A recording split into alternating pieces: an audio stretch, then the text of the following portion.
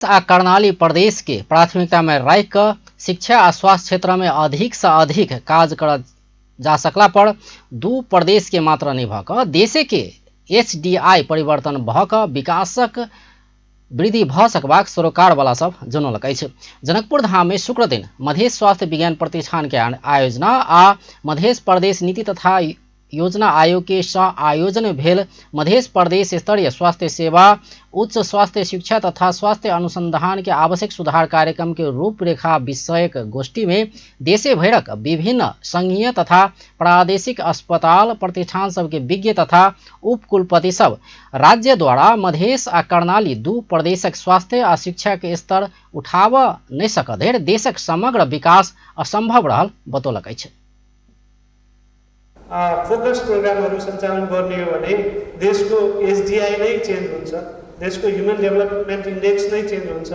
तपाईहरु सबै हेर्नुहुन्छ भने अहिले हाम्रो नेपाल देश यो डेभलपिङ लेस डेभलपबाट डेभलपिङ कन्ट्रीमा अपग्रेड हुँदै गएको स्थितिमा पनि यदि यो प्रदेशको गौरवको आयोजना हो भनेदेखि प्रदेश प्रमुख चाहिँ यही हुनुहुन्छ। हामीहरूले आज तयार गरेका जे जति चाहिँ डकुमेन्टहरू छन् ती प्रदेश प्रमुख समक्ष पनि उपकुलपतिज्यू मार्फत पेश हुनेछ र उहाँले यसलाई प्रायोरिटीमा राखेर अर्कोचोटि सुन्दाखेरि यहाँको बजेट मुख हामीले चाहिँ के छ भने सोचे भन्दा बढी होस् र त्यो उपलब्धि हासिल गर्नलाई।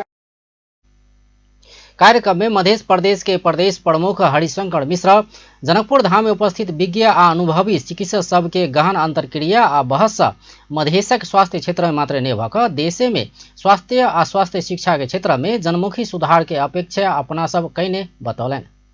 प्रस्तुत हुने कागपत्र तथा त्यसमाथि गहन छलफल द्वारा स्वास्थ्य सेवा, स्वास्थ्य शिक्षा तथा स्वास्थ्य अनुसंधान में समय सापेक्ष तथा जनमुखी सुधार को रूपरेखा कोर्ने काम करने मैले विश्वास गरेको छु।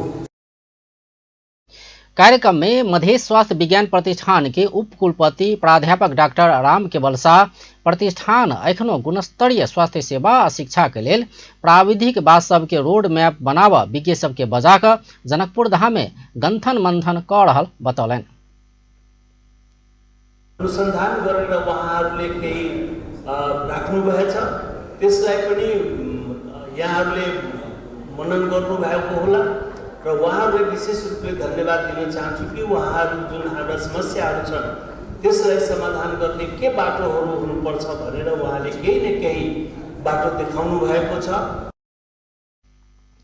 कार्यक्रम में और विज्ञ तथा वरिष्ठ चिकित्सक सब मधेश स्वास्थ्य विज्ञान प्रतिष्ठान के अखन धरि निक प्रयास कैल पर धन्यवाद दैत और प्राविधिक सुझाव सब देने छल।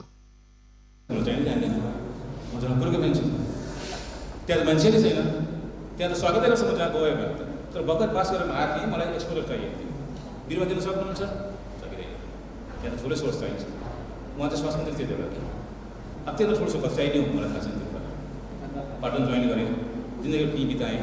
त अब के भयो भने त्यो बिताउँदाखेरि अहिले म चाहिँ विचार गर्छु जनकपुर किन आएको अञ्चलको हाल त्यो छ, अर्को छ प्राइभेट।